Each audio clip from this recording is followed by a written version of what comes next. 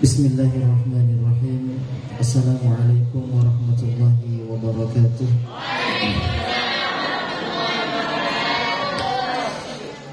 Alhamdulillahil halimil ghafur, al-wadudis syakur. Ahmaduhu subhanahu wa ta'ala fahuwa ahakku mahmud wa ajallu mashkur. Ashhadu an la ilaha illallah syahadatan yashrahu Allahu lana biha sudur. Wa ashhadu anna sayyidana Muhammadan abduhu wa rasuluh alladhi aqama manar al-islam ba'da ad-duthur. Allahumma salli wa sallim ala sayyidina Muhammadin salatan wa salaman daimaini mutalazimaini ila yaumil ba'thi wan nusyur. Aqulu da'iyan wa mutadarri'an ilayhi subhanahu wa ta'ala, Allahumma arinal haqqa haqqa warzuqna ittiba'ah wa arinal batila batila warzuqna ijtinabah wa ibti'adah.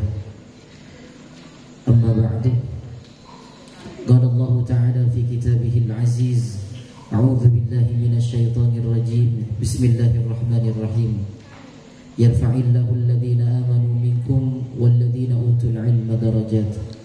Wa qala aidan fi ayatin ukhra, Qul hal yastawi alladhina ya'lamuna walladhina la ya'lamun, al-ayah. Wa qala nabiyyuna Muhammadun sallallahu alaihi wasallam, talabul ilmi fariidatun ala kulli muslimin wa muslimah.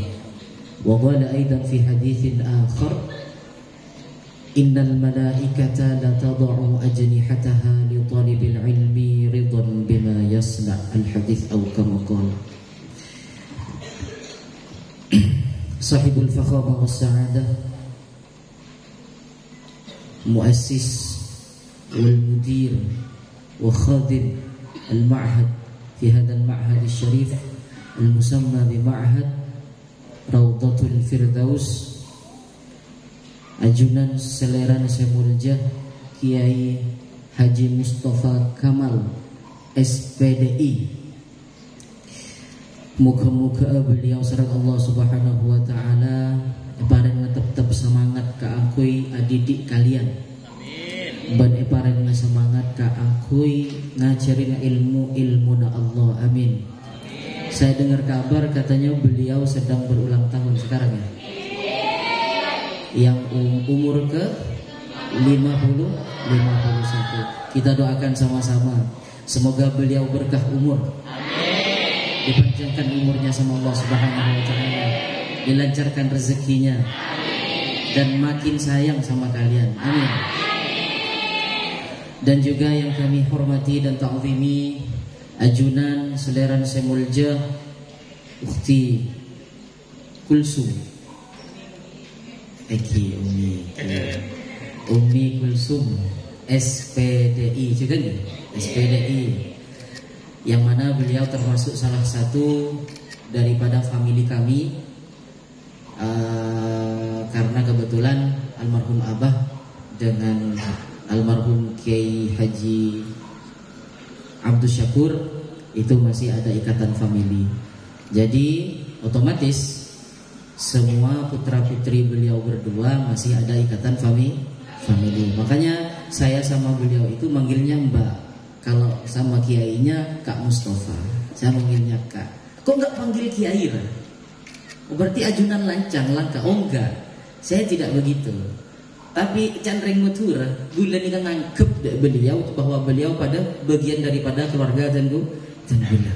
Allahumma shalli ala Muhammad. Semoga beliau berdua senantiasa diberikan kesehatan oleh Allah. Dan semua putra putri beliau dijadikan putra putri salih salihah, berbakti kepada orang tua, agama dan bangsa. Amin.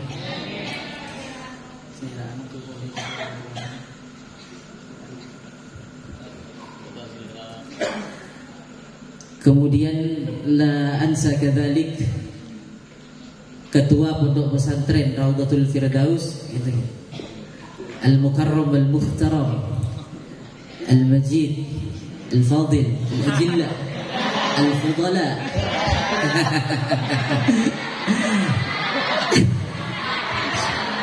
ajunan Ustadz Rokib SPD. Muka-muka beliau bareng kuat ka aku itu ketua pengurus nang pondok pesantren Raudatul Firdaus. Dan muka-muka lancar ajakan rezekina. Gampang satu aja urusan. Amin. Tak lupa pula ketua alumni Istaghfir ajunan selera nasemuljah Ustadz Soleh. Beliau Kak Dito masih keluarga saya. Jadi Ustadz Soleh ini sepupu 2 kali dengan saya. Jangan mau turun, ada bopoh mau tak kalian masa gitu. Jadi Pak Bokan, dua bopoh Pak Bokan. Karena neneknya beliau dengan neneknya saya itu saudara. Jadi saya punya nenek namanya Saria. Kemudian beliau punya nenek namanya Risa. Arisa. Aisyah. Punya nenek namanya Aisyah. Aisyah kakaknya, Sariyah adiknya. Nah gitu. Jadi kami punya nenek yang bersaudara, maka dari itu Ustadz Soleh ini masih keluarga saya. Makanya tak heran kalau saya berewokan, beliau juga berewokan. Tapi kalau gantengnya masih kalah dengan beliau. Karena lebih dulu beliau yang nikah kan. Berarti memang lebih ganteng beliau. Kita doakan sama-sama semoga beliau itu mampu dalam membimbing teman-teman alumni daripada Pondok Pesantren Raudatul Firdaus sehingga menjadi alumni yang kompak. Amin. Tak lupa pula yang saya hormati ketua Silaturahmi alumni Raudatul Firdaus. Ada lagi ya di bawahnya. Berarti Istaghfir dulu baru Isra. Siapa nama ketuanya? Ustadz Khalid. Yang mana Ustadz Khalid? Masya Allah, tabarakallah. Tepuk tangan untuk beliau. Udah nikah Ustaz? Belum? Kuliah juga.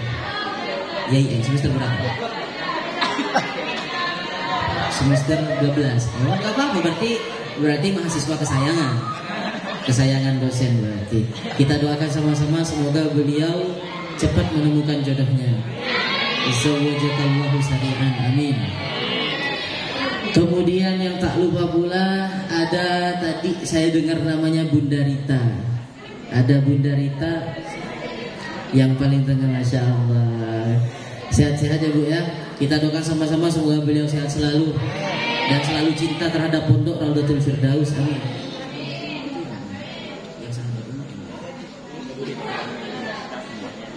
Oh, jadi Bunda Rita ini ketua daripada sahabat umat. Nah, yang ini anggaplah pendamping beliau. Masya Allah, semoga istiqomah dekat dengan pesantren ibu-ibu, amin. Cik benyan saya sebut dengan. Tak lupa pula ajunan Semoljah, moderator kita yang tampan ini, mantan ketua apa nih? Forsevir. Oh, beliau ini moderator kita namanya Ustadz Sahwi SM, sarjana manajemen ya. Selaku mantan ketua Forsevir periode 2022-2024. Oh, berarti kita sama berarti. Beliau ajudan ketua Forsevir, saya ketua Imaba pada waktu itu. Kita doakan sama-sama semoga urusan beliau lancar. Dan dimudahkan segala urusannya, lancar rezekinya, semoga nambah lagi bininya.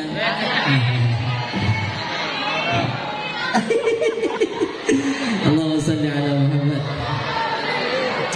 Yang terakhir yang saya hormati dan yang saya ta'zimi, saya cintai juga, bukan yang terakhir, masih sebelum terakhir, asatidz, seluruh guru tugas yang dari Pondok Pesantren Puncak ya, Pondok Pesantren Puncak Darussalam, kemudian di mana lagi?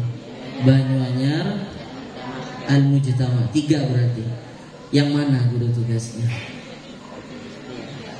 Masya Allah, betah-betah di sini ya Ustaz ya. Insya Allah kalau udah pernah minum air Pontianak gak bakalan lupa dengan Pontianak. Contohnya siapa? Kak Mustafa. Ya kan, melekat di Pontianak udah 20 tahun. Kemudian yang saya hormati juga seluruh asatid wal ustadzat yang hadir di Pondok Pesantren Raudhatul Firdaus. Mohon maaf kami tidak bisa menyebutkan nama kalian satu persatu karena memang tak kenal.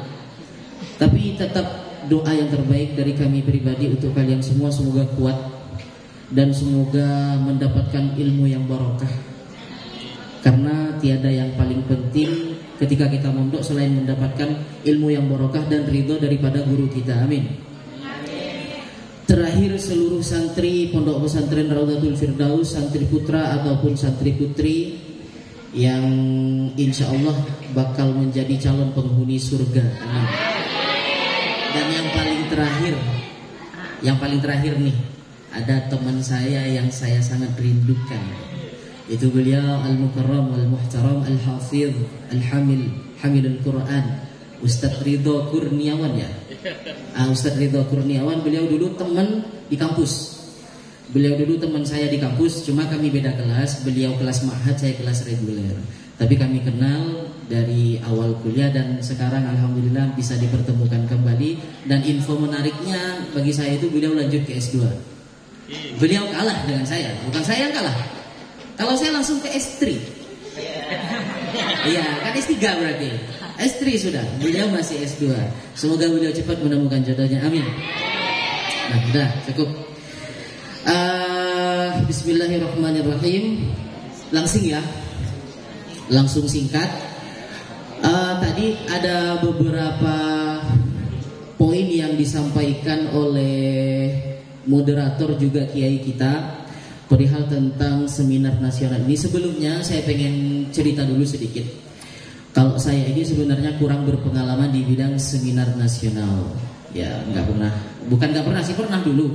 Bukan seminar sih, tapi kayaknya seminar ini yang pertama kali di sinilah saya yang jadi pemateri. Tepuk tangan dulu untuk Pondok Pesantren Raudhatul Firdaus. Karena dulu ketika saya masih mahasiswa itu bukan seminar, lebih ke diskusi. Saya waktu semester 4 itu sudah jadi pemateri diskusi sama pojok diskusi. Kemudian di semester berikutnya saya jadi pemateri sama meja interaksi di kafe LCC itu di Jalan Veteran. Jadi sekarang alhamdulillah saya mempunyai pengalaman pertama, insya Allah tidak akan pernah saya lupakan. Karena rata-rata yang pertama itu sulit untuk dilupakan. Jadi Raudhatul Firdaus akan menjadi nama pondok yang selalu saya ingat. Kenapa?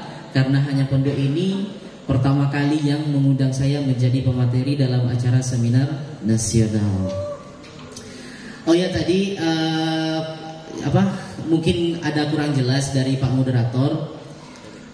Itu tadi Z Generation International Foundation. Nah ya, boleh saya berdiri? Nah, jadi sebenarnya saya nggak mau bilang sih, tapi wa amma bi ni'mati rabbika fahaddi. Kalau punya kenikmatan dari Allah suruh ceritakan supaya jadi motivasi. Jadi saya itu mondok di Mambaul Ulum Bata-Bata tahun 2014. Nih, sedikit pengalaman. Mondok di Bata-Bata itu tahun 2014 bulan Juni, malam Jumat saya masuk ke pesantren. Terus saya itu nggak naik kelas. Kelas satunya 2 tahun. Tapi kalau dihitung yang aslinya itu 1,5 tahun. Karena saya itu kelas 1 masuk ya kan, semester pertama nih selesai. Kemudian ketika semester kedua saya ini sakit di pondok beberapa hari. Kemudian saya pulang ke Ketapang selama 21 hari. Tetap nggak sembuh-sembuh. Ujung-ujungnya almarhum Umi nelpon sama saya, "Nak, kamu mau pulang?" Saya jawab, "Iya mau pulang." Saya anak mau cut lagi. Tak boleh. Ini boleh kumpul kepada saya nangkungan. Jadi suruh pulang, saya pulang. Kemudian di Pontianak itu saya dapat sekitar 2 bulan atau 3 bulan. Ditelepon sama wali kelas. Abang saya ditelepon. Mungkin kalian sudah tahu, beliau pernah kesini katanya. Pernah sholawat Bang Sofi itu. Nah, Kiai Ahmad Sofiullah itu abang saya. Nah, jadi beliau ditelepon sama wali kelas, "Ustaz, kalau bisa adiknya suruh pulang." Kenapa? Sayang soalnya adik sampian pas semester 1 dapat ranking 2 katanya. Jadi disuruh pulang ke Bata-Bata. Lalu abang saya menyampaikan hal itu, saya jawab, "Saya nggak mau pulang." "Loh kenapa? Kok nggak mau pulang?" saya percuma pulang ke Bata-Bata, walaupun naik kelas 2 tapi pelajaran kelas 1 banyak ketinggalan. Jadi saya bersedia untuk tetap di kelas 1 lagi walaupun tidak naik kelas. Tepuk tangan dulu dong. Andai kata pengalaman saya ini diberikan pada kalian, atau kalian yang merasakan, siap nggak kira-kira nggak mau naik kelas? Siap. Kalau anak-anak di rumah pernah saya tanyain, kalau kalian nggak naik kelas gimana? Gimana sikap kalian kalau nggak naik kelas? Ambu ya. Jadi lebih baik berhenti daripada melanjutkan. Saya tidak. Saya percuma naik kelas 2 kalau pelajaran kelas 1 saya pelajaran kelas 1 banyak ketinggalan. Jadi saya siap bersedia untuk mengulang lagi pelajaran kelas 1 MA, dan alhamdulillah hasilnya semester 1 dan semester 2 saya ranking 1. Terus tadi ada satu prestasi saya yang tidak disebut sama moderator. Tahun 2016 saya itu lulusan terbaik dari BBC. Apa itu BBC? Bata-Bata Bilingual Center. Bilingual itu apa? 2 bahasa, yaitu bahasa Arab dan bahasa Inggris. Dulu di Bata-Bata itu bilingual, jangka waktunya belajar di markas bilingual itu 1 tahun. Tapi pas masa saya ada perubahan, yaitu dipangkas waktunya menjadi 6 bulan. Jadi saya belajar bahasa Arab, bahasa Inggris di pondok pesantren Momba Ululum Bata-Bata kurang lebih 6 bulan. Tapi ketika saya hitung yang betul-betul belajarnya itu 5 bulan. 5 bulan saya bisa belajar bahasa Arab dan bahasa Inggris, and I was the best of the best student.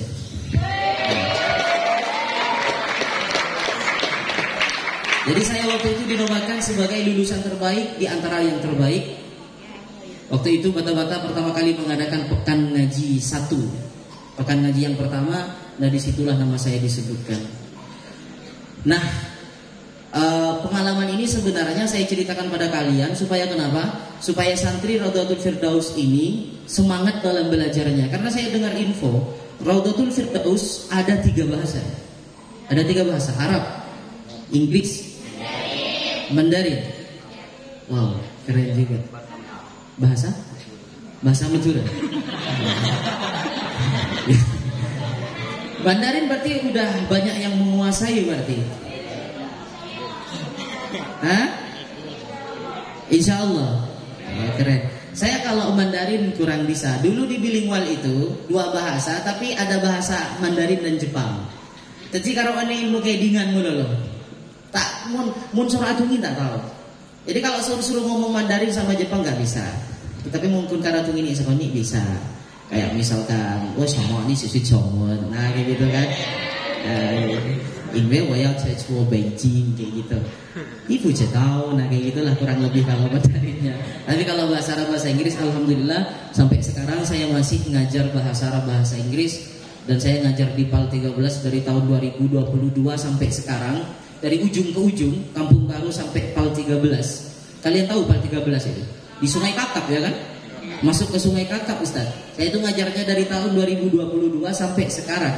Dari sebelum kawin sampai kawin pun masih ngajar di sana. Karena saya tak boleh dilepas oleh pengasuhnya. Nggak ada penggantinya katanya. Jadi yang awalnya bahasa Arab sekarang pindah ke bahasa Inggris. Jadi alhamdulillah selama 9 tahun. Saya tahun 2016 itu bukan tahun 2016. Tahun 2015 akhir ke 2016 itu saya di wisuda kursus bahasa Arab bahasa Inggris. Kemudian setelah itu diangkat menjadi teacher, menjadi pembimbing dari tahun 2016 akhir sampai sekarang pun alhamdulillah masih ngajar bahasa Arab bahasa Inggris kurang lebih 9 tahunan. Tapi kalian jangan berpikir bahwa saya itu menguasai betul bahasa Arab dan bahasa Inggris. No. Only in education, hanya seputar tentang pendidikan saja. Haulat tarbiyah istata'tu litakallumil arabiyyah. Seperti itu. Oke, Allahumma shalli ala Muhammad. Jadi pada malam ini materi kita itu adalah meneguhkan spiritualitas santri di tengah arus modernitas dan fitnah zaman. Kira-kira langkah apa yang bakal kita tempuh nih? Kenapa saya bilang kita? Karena saya juga santri. Saya ini santri membawa dulu Bata-Bata. Sampai mati pun saya tetap santri Bata-Bata. Walaupun saya udah keluar boyong dari Bata-Bata tahun 2019, saya sampai sekarang tetap maziltu thaliban bi ma'had Memba'ul Ulum Bata-Bata. Saya tetap santri Memba'ul Ulum Bata-Bata. Nah sekarang coba kalian pikirkan kira-kira apa coba jalan apa yang bakal kita tempuh untuk menghadapi apa ini? Menghadapi arus modernitas dan fitnah zaman. Kira-kira apa coba? Yang tahu 200.000. 1, 2, 3. Oke, waktu habis. 200.000. Jadi sayang ya nggak diambil barusan. Waduh. Semangat nggak nih? Ngantuk nggak? Oke. Kalau saya bilang one keep spirit, yes, gitu ya. Two keep spirit, yes, yes. Oke. Only that. One keep spirit, yeah. Two keep spirit, yeah. Okay, right, so good, nice, and the list is good ya. Thank you. Enggak ada kalau bahasa Arabnya. Bahasa Arab bulan agak lemes. Tapi tak bisa ikut bayi sarkasaran. Jadi teman-teman sekalian, para santri yang saya cintai, caranya itu mungkin kita bisa melalui dengan pendekatan pertama itu takkidul iman wal akidah. Yang pertama itu dengan penguatan iman dan akidah. Jadi kan zaman sekarang ini luar biasa kan. Sudah sangat canggih sekali nih teknologi, apalagi yang namanya mobile phone itu. Yang namanya HP itu dapat merusak mental kalian dan akhlak kalian. Percaya atau tidak, kalian itu ketika main HP rasanya lebih nyaman daripada membaca Al-Quran. Yes or no? Di sini ada nggak santri yang membaca Al-Quran 3 jam kemudian dia nggak kerasa? Alah, romorona oleh 3 jam. Saking khusyuknya ngaji Quran, alah romorona oleh 4 jam. Ada nggak yang begitu? Kalau santri putri mungkin ada ya. Santri putra ada nggak? Ada. Masya Allah. 3 jam nggak kerasa gitu ngaji Qurannya. Nah, jadi teman-teman, kita itu harus takkidul iman, memperkuat iman kita. Jangan sampai goyah karena perubahan zaman ini. Dengan canggihnya teknologi dan semacamnya sampai-sampai menggugahkan iman kita, jangan. Cek porok. Iman cek porok. Jadi langkahnya al-muhafadzatu bil qadimis shalih wal akhdhu bil jadidil aslah. Kita itu tetap mengambil, mempertahankan tradisi ulama-ulama kita terdahulu dan wal akhdhu bil jadidil aslah, dan mengambil kebaikan yang lebih baik di zaman sekarang. Artinya apa? Tradisi yang terdahulu itu kita pertahankan, kemudian di zaman sekarang kita berbuat yang lebih baik lagi. Seperti itu. Karena sekarang ini ada banyak tradisi Madura, khususnya Madura karena kita kan orang Madura ya kan sebagian, kebanyakan malah di sini kebanyakan Madura ya. Nah, kebanyakan Madura tradisi contoh nih, setiap malam Jumat orang jarang aberbe.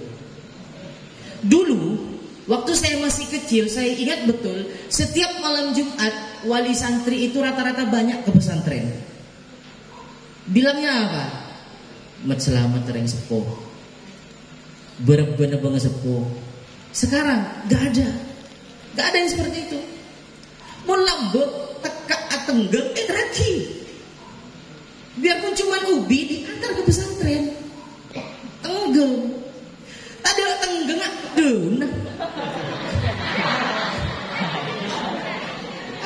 ada tenggeng terakhir. Korja tengah. Tengah tak bisa ikut bekakan je. Mun daun iki kening ke sayuran ke beku. Sayur tenggeng. Daun tenggeng kan. Allahumma shalli ala Muhammad. Nah, jadi iman itu penting. Terus bagaimana caranya kita meningkatkan iman kita? Nah, beruntungnya kalian itu berada di pondok pesantren.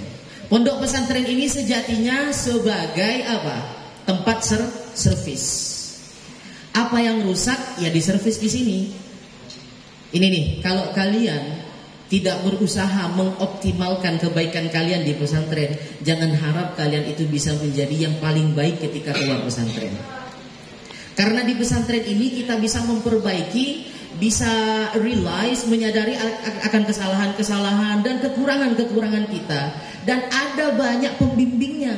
Itu hebatnya pesantren.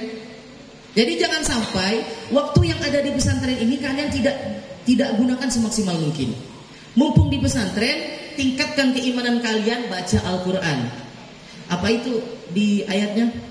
Innamal mu'minuna alladzina idza dzukirallahu wajilat qulubuhum. Apa lagi? Wa idza tuliyat alaihi ayatuhu zadatuhu imana. Ketika ayat Al-Quran itu dibacakan, zadathum imana, maka imannya semakin nambah dan nambah. Makanya saya yakin santri Raudhatul Firdaus ini imannya itu melebihi yang rata-rata. Karena kenapa? Karena setiap hari kalian itu selalu membaca Al-Quran, iya kan? Ya. Setiap maghrib baca Quran enggak? Surah apa yang dibaca? Surah Yasin. Subuh baca Waqiah enggak? Baca apa kalau subuh? Waqiah. Kalau zuhur baca apa? Oh, Al-Kahfi kalau zuhur. Khataman. Oh, satu hari satu juz. One day one juz. Oh, tepuk tangan untuk Firdaus nih. Ini keren berarti nih. Gini.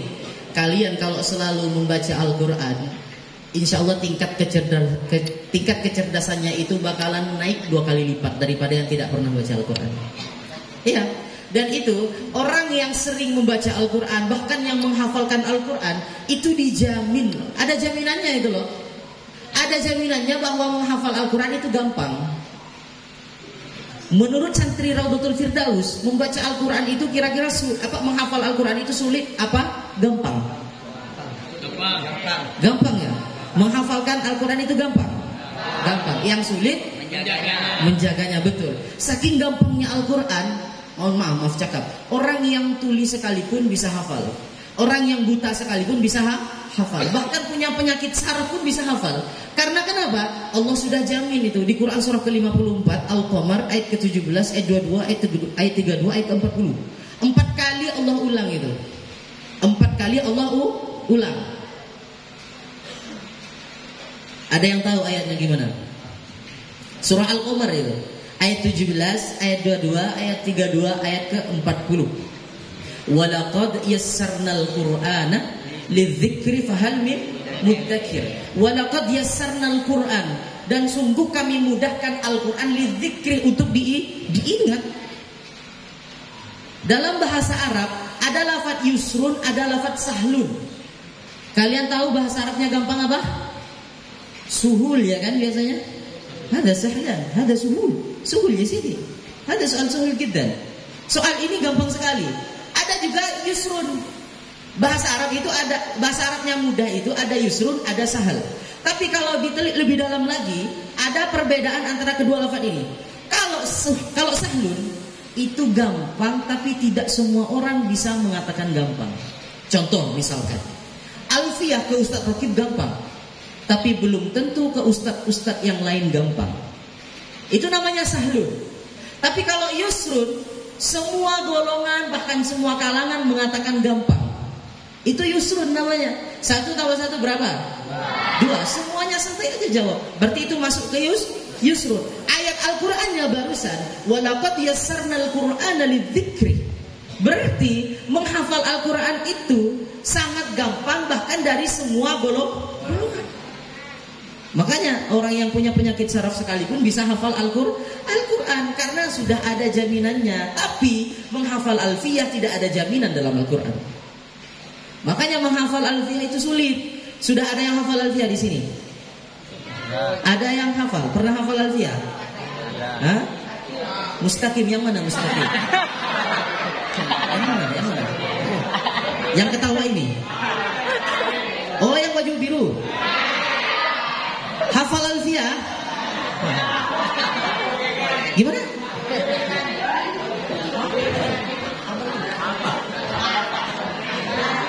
Ya serius, saya nanya serius. Hafal? Gue pun tak hafal, saya boleh hafal. Mun santri setia lo rai kalah kali mereka. Hello. Deki bilu bibir. La salli ala Muhammad. Yang cewek ada yang hafal Alfiah? Ada? Tidak ada? Kalau Imriti ada? Cowok ada Imriti? Ada mana yang hafal? Angkat tangan. Up your hand please. Hah? Yang mana? Rifki? Nafis. Ini. Ini hafal Alfiah. Coba maju ke depan. Imriti. Hah? Iya Imriti. Coba maju ke depan. Yang hafal Imriti coba maju ke depan. Saya pengen tes aja. Nafis. Yang takut saya. Nafis ya kan. Coba yang hafal Alfiah, yang hafal ini Imriti. Hafal bang. Ini sudah kemarin. Sekian badan SD. SD hafal Imriti. Yang mana? Masya Allah. Bebas sih, siapa aja, satu aja saya minta satu. Njat ay beri nebes ya, mungkin ngetes beri ya. Ah coba, siapa namanya? Faruk. Masya Allah, Al Faruk. Saya tanya, Imriti ada berapa bait semuanya? 255 atau 254? 254. Terus setiap bab yang paling banyak itu berapa bait? Kalau Imriti 12. Kemudian fansib bi asyrin wahya anwalan wakai. Lanjutkan. Gimana kada idan? Coba jelas. Yang jelas. Jadi fansib bi asyrin wahya anwalan wakai. Kada idan insubirat wala mukai. Masya Allah, tepuk tangan. Nah, jadi makasih ya. Jadi Imriti itu modal awal untuk kalian memahami, membaca kitab. Untuk memahami kitab itu modal utama itu. Keren hafal Imriti. Alfiah lebih keren. Alfiah 1002 nggak banyak, cuma 1002. Cuma 1002. Paling banyak dalam bab itu bab jam'u taksir, kurang lebih 42 bait. Ya, kurang lebih 42 bait. Oke, kita kembali ke materi barusan. Pertama tadi kita apa katanya? Takkidul iman wal aqidah. Kita memperkuat keimanan kita dan akidah kita. Karena ada di pesantren, maka sering-seringlah membaca Al-Quran supaya keimanan kita semakin bertambah. Karena gini, ketika ada santri suka sama Al-Quran nih, suka cinta sama Al-Quran, selalu membaca Al-Quran setiap hari, insya Allah akan dijaga sama Allah Subhanahu wa Ta'ala. Walaupun dalam keadaan kita hidup di zaman sekarang yang penuh dengan fitnah ini, insya Allah bakal dijaga. Kalau kita sudah dicintai sama Allah, matanya itu dijaga sama Allah, mulutnya bakal dijaga sama Allah, tangannya bakal dijaga sama Allah. Ketika main HP nyekrol, ada yang parkoi lewat misalkan, astagfirullah. Kenapa? Karena lidahnya sudah terbiasa membaca Al-Quran sehingga tidak bisa melihat sesuatu yang kurang baik. Jadi saya doakan semoga santri Raufir di sini selalu istiqomah membaca Al-Quran. Oke. Kemudian yang kedua itu tadribut tatbiq fil ibadah. Yang kedua itu adalah pembiasaan praktek ibadah. Seperti apa ibadah di sini? Saya tanya, di sini sholat berjamaah wajib enggak? Nah, berarti bagus pesantren yang mewajibkan sholat berjamaah. Itu merupakan tadribut tatbiq, pembiasaan praktek fil ibadah, dalam ibadah. Kalau santri dibiasakan berjamaah, insya Allah ketika pulang ke rumah nanti dia akan terus ingat sama sholatnya. Tapi kalau udah dari pondok nih jarang berjamaah, biasanya saya nggak bilang semuanya ya, cuman alal aktsar, kebanyakan ketika keluar dari pondok lupa dengan sholatnya. Karena kenapa? Karena waktu di pondok sholat berjamaahnya lalai, bahkan melanggar, ada yang tidak sholat berjamaah. Saya dulu di pondok ada kata-kata alumni begini, alumni Konah, eta betah tak usah ajar. Cukup berjamaah 40 situ ngarep. Ijamin alim. Saya coba, saya penasaran tuh. Katanya nggak perlu belajar, cukup berjamaah 40 hari bakal alim. Saya coba. Tapi di antara kami, teman-teman seperjuangan ini, semuanya gagal untuk bisa meraih 40 hari berjamaah. Pasti sakit. Cobaannya tuh. Pasti sakit. Saya itu ketika dapat sebulan 30 hari, pas hari ke-31-nya saya sakit. Sehingga gak bisa melaksanakan sholat berjamaah, sholat sendirian di kamar. Gagal. Coba aja kalian di sini. Siapa tahu, ini kan nasabnya nyambung nih. Nasabnya nyambung ke Kiai Abdul Hamid bin Ithbat. Coba kalian berjamaah 41 hari. Fully, every day and every time. Setiap hari kalian sholat berjamaah. Saya yakin insya Allah di kemudian hari kalian bakal jadi orang yang alim. Amin. Ya kena ajar kena. Tak yakin pun kamu sakit darimu negara kena berjamaah.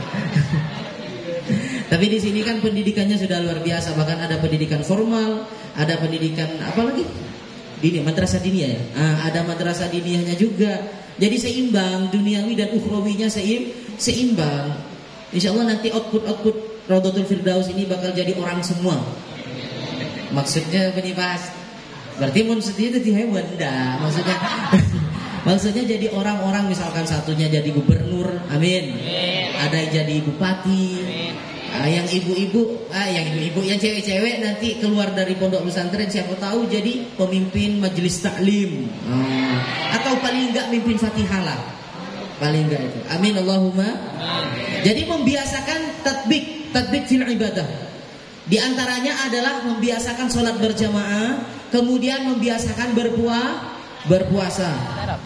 Di sini kalian berpuasa enggak setiap Senin Kamis? Puasa? Alhamdulillah. Ada yang puasa Daud enggak di sini? Enggak ada. Apa itu puasa Daud? Sekarang puasa, besok enggak, besoknya puasa, besoknya enggak. Kalau puasa ada namanya puasa Daud, tapi kalau sholat enggak ada. Enggak ada yang namanya sholat Daud. Sekarang sholat, besok enggak sholat.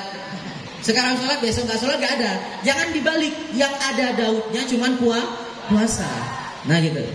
Tapi kita itu beruntung lah jadi umatnya Nabi Muhammad SAW. Kenapa? Karena kita itu cuma diwajibkan berpuasa hanya dalam waktu 30 hari. Coba bayangkan kalau kita jadi umatnya Nabi Musa alaihissalam. Umatnya Nabi Musa itu setahun wajib puasa, setahun enggak. Setahun wajib puasa, setahun enggak. Coba santri Raudhatul Firdaus 1 tahun full puasa. Gimana coba? Mencret. Akhirnya sanggup ya. Akhirnya sanggup. Gak bakalan sanggup. Senin Kamis aja dipaksa. Tapi saya dulu di pondok, saya itu ketika di pondok dulu itu kan kurus sekali. Karena saya lebih senang pulang ke rumah dalam keadaan kurus daripada gemuk. Karena saya itu takut, di pikiran orang itu takut laku makan di pondok ya. Mak palempo mulai dari pondok. Jadi saya itu makannya 1 kali sehari. Makannya 1 kali sehari di pondok dulu. Kemudian setiap Senin Kamis saya puasa. Sahurnya jam 12 malam karena toko itu notop jam 12. Toko itu. Jadi saya itu sahurnya jam 12, beli air 1.500, air aqua tanggung itu. Yang segini. Kemudian 500-nya beli kue. Amun candreng Madura kayak rak-arak itu. Saya harus beres apa itu? Bukan nangkinang. Menangkinang. Karak, entah lero karak. Nah, gitu. Jadi setiap malam Senin dan malam Kamis saya itu selalu gitu sahurnya. Nah, pagi-paginya kan berangkat ke sekolah nih. Kelas saya ada di lantai 3. Jadi setiap kali naik ke sekolah itu udah nggak mampu kaki, udah nggak mampu. Karena sahurnya cuma itu doang. Makanya kurus sekali. Tapi saya punya prinsip, saya lebih baik pulang kurus otak gemuk daripada pulang badan gemuk otak tak ada. Saya itu sering bilang sama murid saya di rumah, Saya itu pedas kalau ngomong. Kalian ini mana otaknya, saya bilang. Iya serius. Kalian belajar satu bahasa dalam waktu 1 tahun, saya bilang. Kan anak-anak murid saya di rumah itu mereka belajar bahasa Arab, bahasa Inggris, waktunya 1 tahun. Tapi satu bahasa, yang bahasa Inggris, yang bahasa Arab, waktunya 1 tahun. Nah sekarang, kalau misalkan 4 bulan pertama, saya itu fokus materi. 4 bulan kedua, sekarang fokus praktek. Nah yang sekarang ini, kemarin tadi malam saya tanya, ditanyain nggak bisa jawab. Saya bilang gini, kalian otaknya mana? Saya bilang, saya 5 bulan 2 bahasa bisa kok. Saya bilang gitu. 5 bulan 2 bahasa, kalian 1 bahasa 1 tahun. Jangan kira wajar lah, Junan kan pinter lah. Enggak, bukan masalah pinternya, tapi bagaimana kemauan kita. Saya itu di markas, wallahi kalau malam itu saya tidurnya jam 3, setengah 3, jam 2. Bahkan tadi tukang jaga, nak rengiin kancah. Saya itu punya teman di pondok. Jadi ibu-ibu, saya itu punya teman di pondok, namanya Nurholis Majid. Dia itu jarang mandi, Bu. Namanya Nurholis Majid. Ada yang Nurholis Majid di sini? Oh, jadi saya itu punya teman namanya Nurholis Majid, jarang mandi. Kadang 3 hari sekali, 4 hari sekali baru mandi. Jadi kalau setiap Nurholis Majid itu tidur, Bu, itu banyak nyamuk yang gigit di sini, di betisnya. Ada sekitar 15, 30 biasanya. Serius. Nah, saya waktu itu di markas, tinggal saya sendiri yang belum tidur. Karena setiap malam saya itu selalu buat presentasi. Kemudian diterjemah. Saya pernah buat presentasi tentang jalan dari rumah ke Pontianak, lewat ini, kemudian diterjemah. Setelah diterjemah disetor sama guru, suruh koreksi betul atau enggak, yang salah yang mana, tunjukin sama saya. Gitu cara saya di markas. Jadi prosesnya itu memang betul-betul pengen tahu, bukan hanya sekedar ingin tahu. Memang betul-betul pengen tahu dan pengen bisa. Nah itu yang jarang ada di santri zaman sekarang. Saya rasa begitu. Saya bukan ingin ujub, bukan ingin membanggakan diri saya sendiri, bukan. Tapi karena waktu itu saya memang pengen jadi yang terbaik di antara saudara saya. Karena gini loh, saudara saya itu semuanya mereka tahu bahasa Arab dan pandai baca kitab. Mbak saya itu namanya Mbak Maslahah, 5 tahun di Bata-Bata itu. Dan selalu ranking pertama. Saya lihat tuh nilai ulangannya itu, nilai ujiannya 90, 80, 100. Ada itu dulu di rumah nilai ulangannya. Bahkan ajaran balaghah, usul fiqh, mantik itu 90, 80, 100 itu. Jadi saya tuh insecure kalau saya nggak bisa. Kemudian mbak saya yang kedua namanya Nur Fabilah. Beliau 7 tahun di Bata-Bata dan selalu jadi orang terdepan di santri putri. Ketua OSIS juga. Setiap ada lomba mbak saya yang dipanggil sama pengasuh untuk lomba keluar. Kemudian abang saya yang ketiga namanya Ahmad Sofiullah, itu 10 tahun di Bata-Bata itu. 10 tahun di Bata-Bata dan pernah menjadi juara cerdas cermat nomor 1 se-Bata-Bata. Abang saya itu. Beliau juga pernah juara 1 lomba baca kitab sekaligus pemafhuman pakai bahasa Arab dan lomba baca berita pakai bahasa Arab juara 1. Jadi mereka itu nyaman-nyaman bahasa Arabnya. Ada abang saya satunya Faizul Ubaidillah, alumni Bata-Bata juga, 7 tahun di Bata-Bata. Sama juga. Angkatan prakom pertama. Lulusan prakom pertama, kemudian pinter baca kitab. Enak baca kitabnya, bahasa Arabnya nyaman. Nah, saya ini paling enggak, walaupun enggak bisa sama, paling enggak, kalau enggak sama ya harus lebih, gitu prinsip saya. Jadi pas saya mondok, 2 yang saya target. Bahasa Arab dan baca kitab ini wajib, bukan sunnah lagi ke saya. Wajib untuk tahu, bonusnya bahasa Inggris. Alhamdulillah, di antara 5 bersaudara ini yang bisa bahasa Inggris cuma si bungsu, ya saya ini. Kecapek semua. Karena proses itu, saya selalu berproses karena ingin mendapatkan masa depan yang cerah. Percayalah, wahai anak-anak pondok pesantren Raudhatul Firdaus, bahasa Inggris itu penting sekali.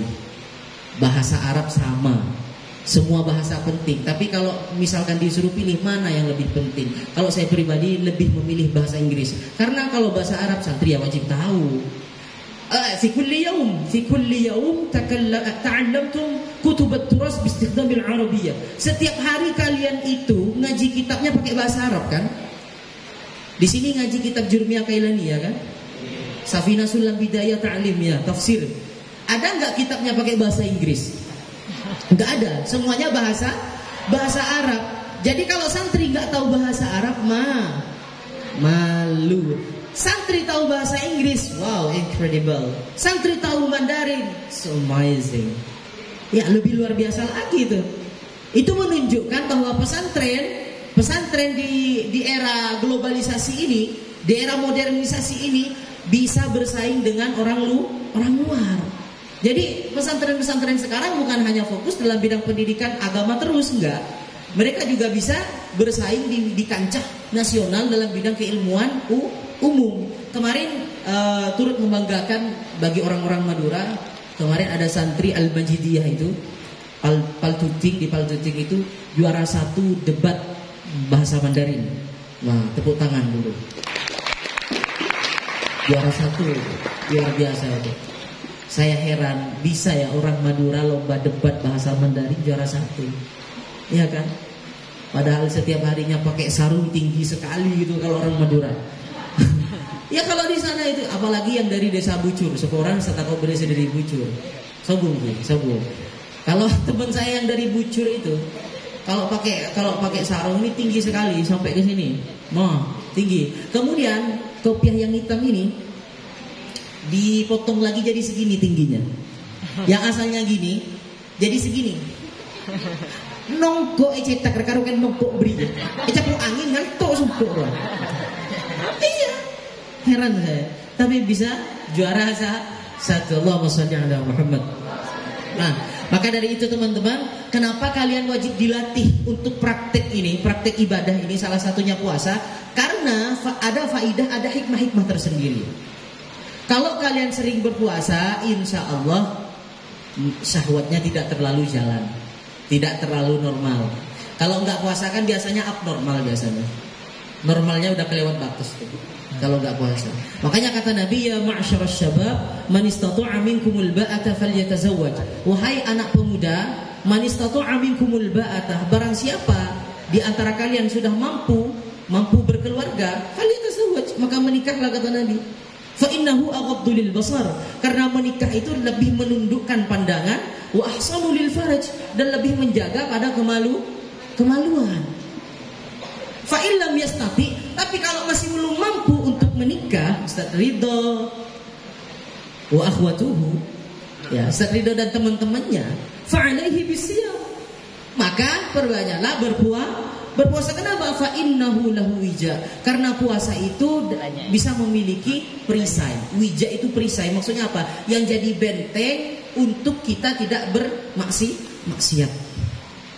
Orang berpuasa itu biasanya jangankan sampai melakukan hal yang terlalu berlebihan. Berbohong kadang aja takut. Istilahnya takut batal puasanya. Ya kan? Ada yang seperti itu biasanya. Nah, maka dari itu kalian sering-sering banyak berpuasa ketika di pondok. Insya Allah kebiasaan di pondok ini akan dibawa ke rumah nanti. Ken mone pondok ngecok jarum, maka luar lemolena ngecok jaran. Naudzubillah wa na'iyadzubillah. Santri ini yang rawan cuma satu. Ya Ustaz ya, cuma satu. Sandal. Lemun saatnya mas sandal. Saya itu punya sandal Ustaz dulu di pondok. Yang kanan itu saya ukir BBM, logo BBM. Yang kiri saya ukir logo Facebook. Tahu nggak? Yang kanan ada di blok G, yang kiri ada di blok K. Itu kan jauh sekali tuh jaraknya tuh. Masih aja ilem. Kalian yang di sini kira-kira aman nggak sandalnya? Nah, itu santri. Tapi jangan dinormalisasikan. Nggak boleh. Ngosop itu nggak boleh. Ngosop itu tidak diperkenankan. Faham? Oke. Jadi yang pertama tadi apa? Ta'kidul iman wal aqidah. Yang kedua apa? Yang kedua? Tadribu. Oh, ini dicatat. Oh, nanti ditanyain gitu. Mantap. Tadribut tatbiq fil ibadah. Kemudian yang ketiga, jam 22. Yang ketiga itu adalah tatwirul akhlak. Yang ketiga itu harus ada yang namanya pengembangan akhlakul karimah. Artinya pesantren memberikan pendidikan akhlak yang baik, memberikan pembinaan akhlak yang mulia, termasuk seperti contoh misalkan nih, berlaku sopan, berlaku jujur, kemudian berlaku apa lagi? Empati dan semacamnya.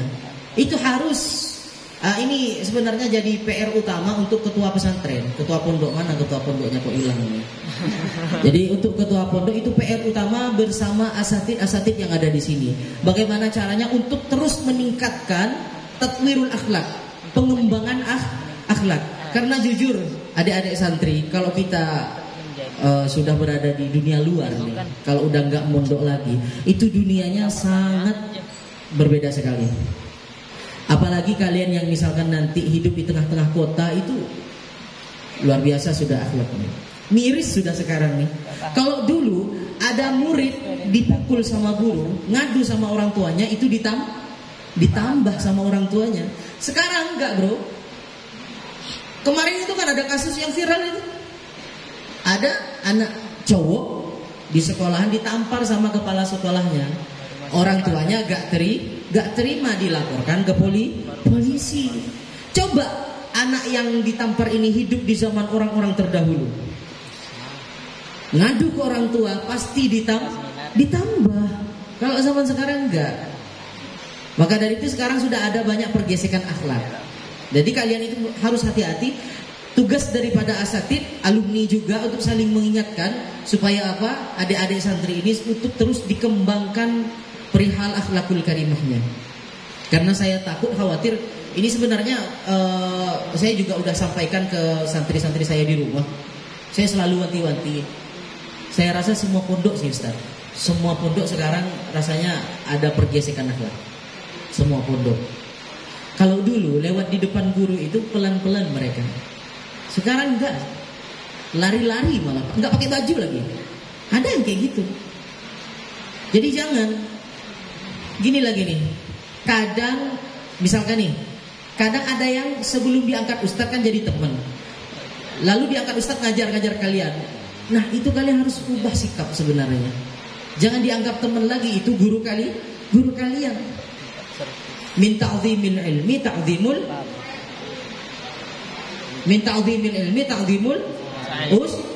ustaz. Sebagian daripada mengagungkan ilmu adalah mengagungkan ustadznya, menghormati ustadznya. Coba kalian baca itu dalam kitab ta'lim. Dalam kitab ta'lim ada lafaz di halaman ke-16 sebelah kanan. Ala taro annal insana la yakfuru bil ma'siyati bal innama yakfuru bitarkil hurmati. Itu dalam kitab ta'limnya. Apakah kamu tidak tahu bahwa manusia itu la yakfuru bil ma'siyah? Dia itu tidak bisa menjadi kafir hanya gara-gara sebab bermaksiat. Jadi kalau cuma sekedar maksiat itu belum tentu bisa menjadikan dia kafir. Bal innama yakfuru bitarkil hurmah. Akan tetapi dia bisa menjadi kafir apabila tarkul hurmah, meninggalkan hormat, artinya tidak hormat la siyama ilal muallim, lebih-lebih kepada guru. Cuman anak-anak santri sekarang kebanyakan alal aktsariyah fi kullil ma'ahid, di semua pondok yang dihormati cuma keluarga dalam. Betul atau enggak? Kalau bukan keluarga dalam, kurang penghormatannya, seakan-akan ada pemetakan guru. Kita tidak boleh sebagai santri memilih guru, enggak boleh. Apabila dia guru kita, ya harus kita hormati. Seperti itu. Faham? Ada yang ngantuk nih? Kalian pakai cadar, tapi mata kalian tuh terbuka, masih saya lihat. Ya kan? Di sini dari tahun 2000 berapa yang pakai cadar? Yang wajib pakai cadar? Tapi ini ada yang nggak pakai.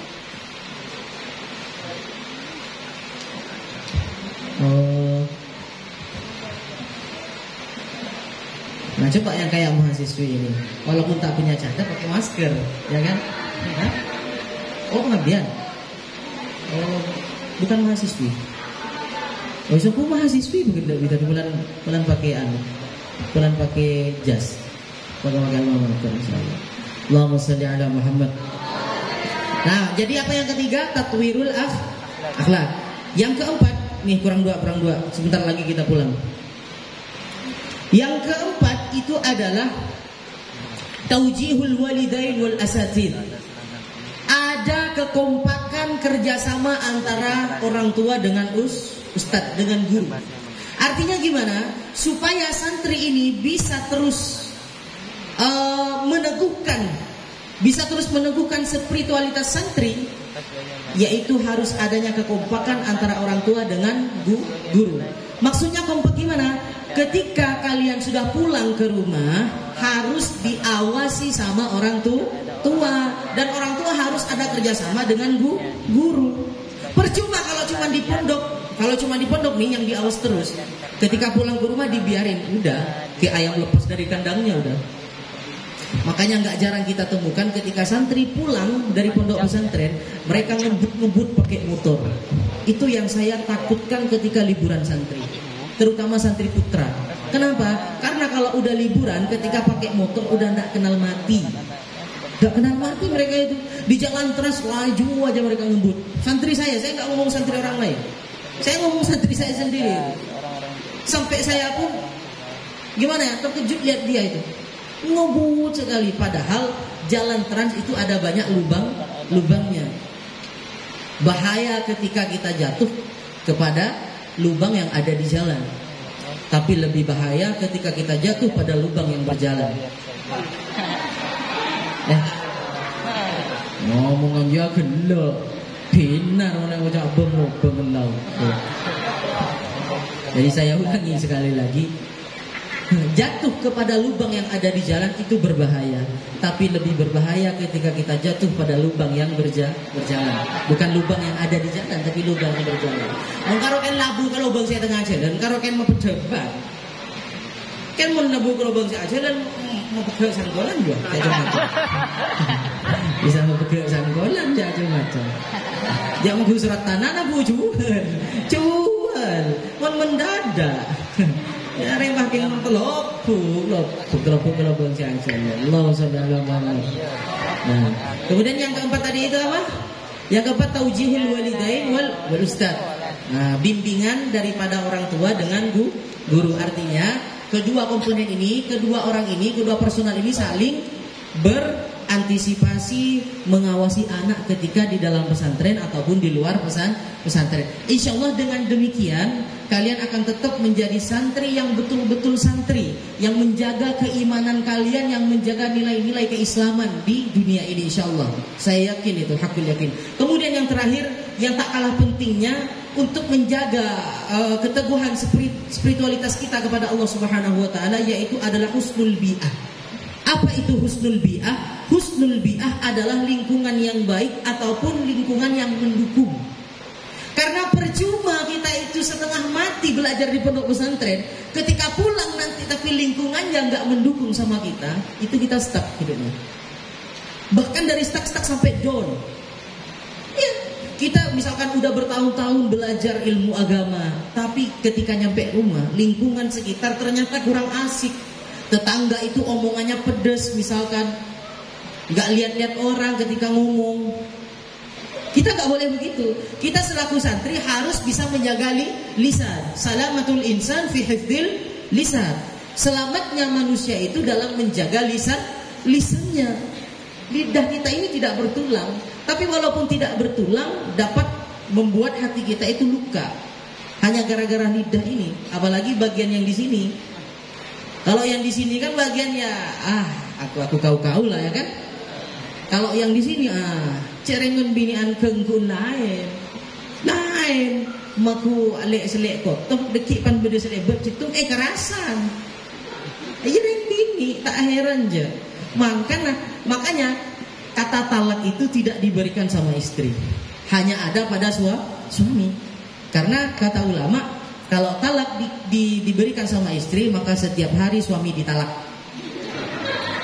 Maka bakal serius. Maka setiap hari suami bakal ditalak. Karena perempuan itu nggak bisa menjaga Apa yang ada dalam otaknya langsung pengen ngomong gitu. Itu cewek. Kalau cowok enggak, dia lebih berpikir dulu. Jadi dia lebih at-tafkir qabla takallum. Dia lebih berpikir dulu sebelum ngomong. Kalau cewek enggak, apa yang nyaman udahlah ngomong ya lah. Asal nyaman ceplas-ceplas ya udah, itu cewek.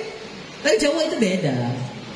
Nah, makanya kata talak itu ada dalam laki-laki, bukan di perempuan. Cara satu-satunya supaya aman, beri pesendonya. Duit aja kasih, emas setiap bulan, emas duit. Insya Allah istri bahagia dan doanya bakalan banyak tuh doanya tuh kalau dikasih emas tuh. Semoga makin lancar sayang usahanya, ya kan. Allahumma shalli ala Muhammad. Jadi yang terakhir itu adalah husnul bi'ah, lingkungan yang baik. Karena kata Nabi, ar-rajulu ala dini khalilihi, falyanzur ahadukum man yukhalilu. Kata Nabi Muhammad, ar-rajulu ala dini khalilihi. Laki-laki itu, manusia itu tergantung dari baik agama temannya. Kalau agama temannya baik, maka dia ikut baik. Kalau temannya buruk, maka ikut buruk. Makanya kata Nabi, falyanzur ahadukum man yukhalilu. Maka lihatlah bersama siapa dia itu bersama. Karena memang sohib ini atharnya itu banyak, pengaruhnya daripada teman itu banyak. Tapi kalau punya teman yang baik, maka insya Allah akan menjadi orang baik. Setiap hari diajak ngaji kitab, setiap hari diajak bermusyawarah, setiap hari diajak bersolat jamaah. Tapi kalau temannya itu nggak baik, maka bakalan diajak ke sesuatu yang nggak baik. Wah jemaah kena jangan situ tengah. Ya pergi aja jemaah. Siapa aku apa jangan ketidi pada itu mah. Deki kening tokol, iya lama-lama kada aku apa jangan dibudih kapan tadi tokolan. Itu selalu ada aja alasan kalau orang yang tidak suka berkelakuan baik. Maka dari itu saya himbau kepada adik-adik santri, kalau bisa semuanya jadilah orang baik, biar nggak ada peluang untuk menjadi orang jahat. Faham? Paham sampai sini? Saya rasa nggak perlu banyak-banyak karena masih ada tanya jawab ya. Sekarang udah jam 10:30 dan saya pun harus pulang juga. Karena jujur saya itu baru nyampe ke rumah mertua tadi. Saya baru pulang dari rumah dari Sungai Ambawang ke Perum 4. Sebenarnya pulangnya tadi jam 5 sore, tapi karena hujan saya berteduh nunggu hujan reda baru pulang. Jadi baru nyampe dijemput sama beliau ke sini lagi. Habis itu ke sana lagi. Kasihan. Saya udah 2 hari nggak tidur sama istri. Iya, udah 2 hari nggak tidur sama istri. Saya pulang ke rumah. Karena kalau setiap malam Selasa saya pulang, karena saya ada jadwal ngajar di sana. Kemudian malam Rabunya juga ada ngajar di sana. Jadi doakan saya semoga nanti pulangnya selamat. Semoga saya bisa tidur bareng lagi dengan istri. Wocekin ajuna, bukan masalah itunya bro. Tapi memang vibesnya itu beda ketika kita tidur punya teman dan tidak punya teman. Paling tidak curhat itu yang enak ketika sebelum tidur. Bukan masalah itunya. Ya iya sih sebenarnya. Tapi itu nomor sekian lah, 25 lah. Yang pertama itu teman curhat. Ya mungkin sekian dari saya, kurang lebihnya mohon maaf. Saya ulangi sekali lagi, ada 5 cara untuk insya Allah bisa meneguhkan spiritualitas santri di tengah arus modernitas dan zaman fitnah ini. Yang pertama tadi apa? Ta'kidul iman wal ibadah, memperkuat keimanan dan akidah. Yang kedua itu tadribut tatbik fil ibadah, pembiasaan praktek ibadah. Yang ketiga tatwirul akhlak, pengembangan akhlak. Yang keempat taujihul walidain wal asatir, bimbingan daripada orang tua dan guru. Yang terakhir husnul bi'ah, lingkungan yang baik. Sekian dari saya, kurang lebihnya mohon maaf. Ma tala'la minni min hasanatin fa min ilahi rabbi wa ma tamala'a minni min khati'atin fa min tilqa'i nafsi. Wassalamualaikum warahmatullahi wabarakatuh. Waalaikumsalam warahmatullahi wabarakatuh. Itulah tadi penyampaian materi tentang tema modernitas, spiritualitas santri di arus modernitas. Nah, langsung saja karena sudah malam, lanjut langsung tanya jawab. kita ada 2 pertanyaan di Putri, 2 di Putra, 1 tentang materi, 1 tentang pengalaman beliau yang disampaikan karena juga luar biasa, dan 1 di Putra sudah di booking. Ada 2 kuis nanti dari ketua kita Istaufir yaitu Ustaz Soleh. Baik, pertama di Putri tentang materi. Ada yang mau bertanya? Siapa yang tanya? Oke. Ada berapa itu? Ada 4, 1 saja. Yang itu yang paling di pojok pertama kali di pintu, silahkan berdiri. Kalau sabar kenakan nama langsung pertanyaan.